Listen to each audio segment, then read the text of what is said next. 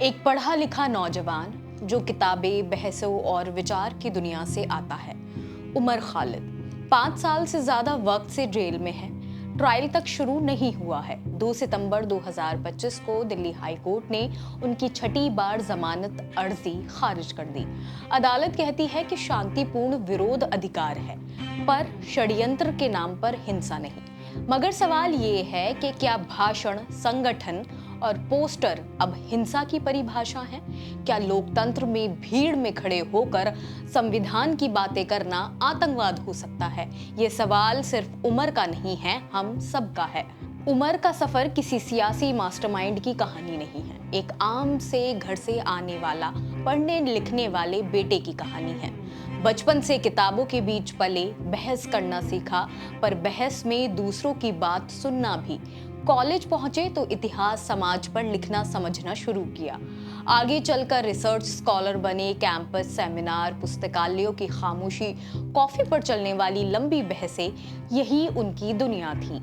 उनकी दोस्तियां, उनका दायरा, उनके सपने, सब संविधान, बराबरी और अहिंसा की भाषा में ढले। और वही उमर है जो मंचों पर गांधी और अंबेडकर का नाम लेकर कहते रहे, असहमति लोकतंत्र की सांस है।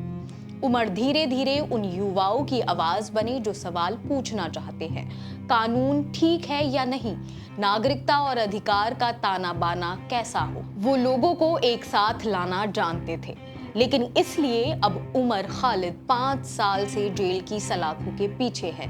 वजह है लार्जर कॉन्स्पिरेसी केस, जिसे 2020 के दिल्ली दंगों से जोड़ा गया है। 5 साल से ट्रायल भी शुरू नहीं हुआ है और यही सबसे बड़ा सवाल है, क्या किसी लोकतंत्र में बिना दोष साबित हुए लोगों को इतने साल जेल में रखना इंसाफ है, या ये प्रोसेस एज पिटीशन यानी मुकदमे की प्रक्रिया ही सजा बन गया है?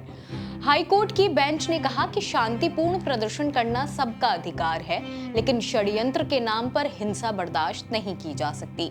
अदालत ने उमर खालिद और शर्जील इमाम की भूमिका को गंभीर माना और कहा कि ये सोची समझी योजनाबद्ध साजिश थी, जिससे कानून व्यवस्था बिगड़ सकती थी। लेकिन आलोचकों का कहना है कि अदालत ने यहाँ एक बेहद खतरनाक गलती कर दी। उसने असहमति और आतंकवाद के बीच की लकीर को धुंधला कर दिया। याद कीजिए, 2021 में इसी केस के कुछ दूसरे आरोपियों को जमानत देते हुए दिल्ली हाई कोर्ट की एक बेंच ने कहा था कि सरकार की बेचैनी असहमति को दबाने की है और इसने प्रोटेस्ट और टेररिज्म की लकीर को धुंधला कर दिया है। लेकिन 2025 के इस फैसले में वही अंतर गायब कर दिया गया है। यहाँ अदालत ने चक्का जाम जैसे आम से प्रोटेस्ट के तरीकों और इनकलाबी इस्तकबाल जैसे नारों को भी हिंसक साजिश मान लिया है, जबकि उमर खालिद के भाषणों में साफ साफ गांधी और अंबेडकर का जिक्र मिलता है, अहिंसा संघर्ष की बात मिलती है। लेकिन अदालत ने इन्हें भी हिंसा का हिस्सा मान लिया है। क्या अब नारे और भाषण भी आतंकवाद कहलाने लगेंगे?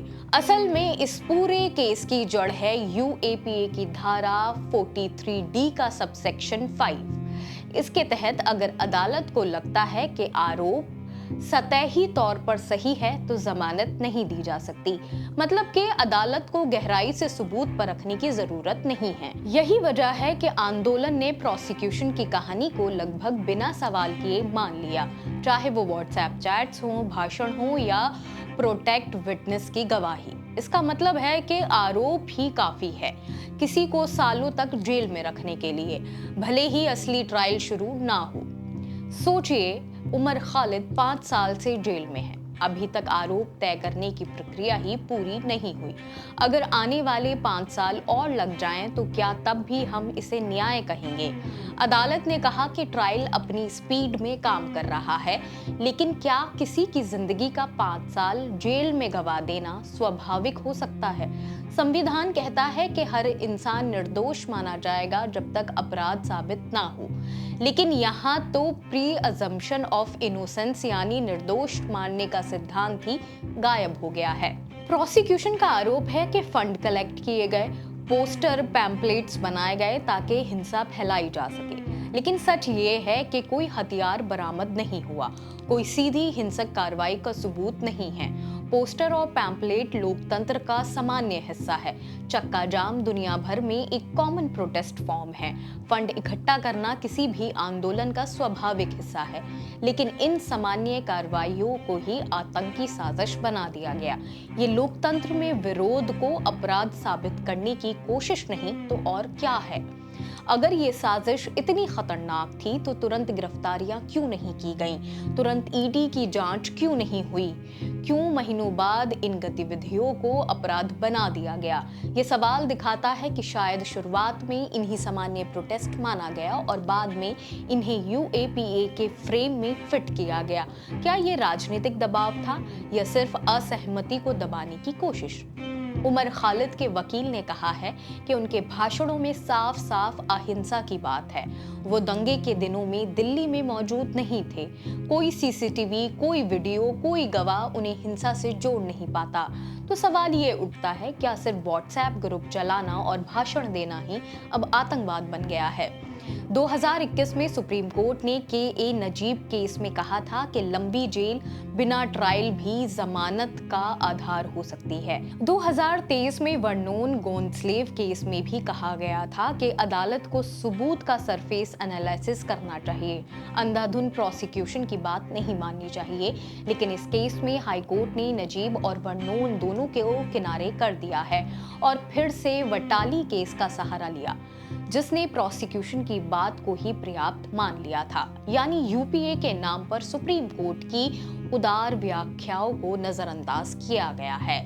हमारे कानून में जमानत के लिए ट्रिपल टेस्ट होता है। क्या आरोपी भाग सकता है? क्या वो गवाहों को प्रभावित कर सकता है? क्या वो सबूत नष्ट कर सकता है? उमर खालिद के मामले में इनमें से कोई खतरा नहीं है, फिर भी जमानत से इनकार कर दिया गया। ये दिखाता है कि यूएपीए के तहत जेल ही नियम बन गई है और जमानत अपवाद। दिल्ली दंगों के दौरान किसने भड़काऊ भाषण दिए, ये सब जानते हैं। बीजेपी नेता कपिल मिश्रा का वीडियो आज भी सोशल मीडिया पर मौजूद है, जिसमें उन्होंने पुलिस के सामने 24 घंटे का अल्टीमेटम दिया था, लेकिन उन पर कोई कार्रवाई नहीं की गई। इसके उलट शांतिपूर्ण आंदोलनकारी जेल में सड़ रहे हैं। ये दोहरा मापदंड ही इस पूरे केस को विवादास्पद बनाता है। ये केस सिर्फ उमर खालिद या शर्जील इमाम का मामला नहीं है, ये हमारे लोकतंत्र का मामला है। अगर भाषण देना, पोस्टर छापना, फंड इकट्ठा करना या चक्का जाम करना आतंकवाद है, तो कल को कोई भी असहमति दर्ज कराने वाला नागरिक आतंकवादी कहा जा सकता है। ये फैसला दिखाता है कि कैसे विशेष कानून जैसे यूएपीए संविधान के सिद्धांतों को कुचल सकते हैं। 5 साल जेल में बिना ट्रायल ये इंसाफ नहीं है, ये इंसाफ का मजाक है। अगर आपको लगता है कि ये मुद्दा सिर्फ कुछ छात्रों या एक्टिविस्ट का नहीं है, बल्कि हमारे अधिकारों का है, तो इस वीडियो को ज्यादा से ज्यादा लोगों तक पहुंचाएं, क्योंकि लोकतंत्र में सवाल पूछना अपराध नहीं बल्कि नागरिक का हक होता है। फिलहाल इस खबर में सिर्फ इतना ही। बाकी और खबरें देखने के लिए जुड़े रहिए ऑब्जर्वर पोस्ट के साथ। शुक्रिया।